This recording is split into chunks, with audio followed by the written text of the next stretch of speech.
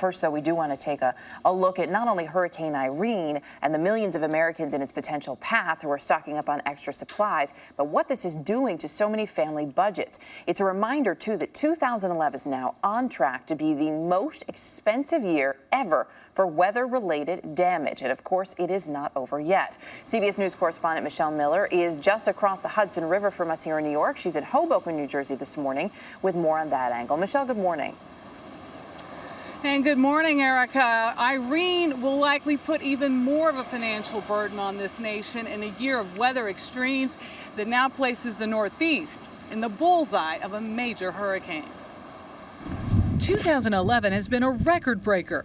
Historic snowfalls in the heartland and Northeast, catastrophic twisters in Tornado Alley, the worst flooding in the Midwest in 20 years, and triple-digit heat across the nation. By the end of June, severe weather had cost the U.S. $32 billion. And with hurricane season kicking into high gear, this threatens to be the most expensive year on record. Now a potentially disastrous hurricane. Irene has just battered Puerto Rico and the Bahamas on her way to the eastern seaboard. Category 3 in the north is easily the equivalent of a Category 4 in the south. Dr. Nicholas Koch is an expert on northern hurricanes, and he cautions that one of the most dangerous places to be if a hurricane strikes is New York City.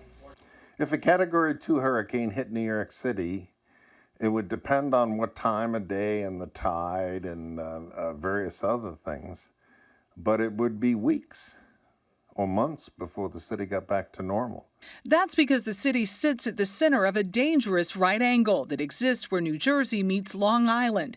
If a hurricane hits, the storm will propel water right back into the city. And in that concrete jungle, water has no place to go. About every 75 years, the Northeast gets a major hurricane.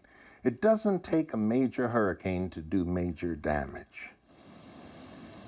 Beyond New York, there's more economic fallout from all of those tourism dollars lost from beach towns and resorts up and down the Northeast as people get out of the way of Hurricane Irene.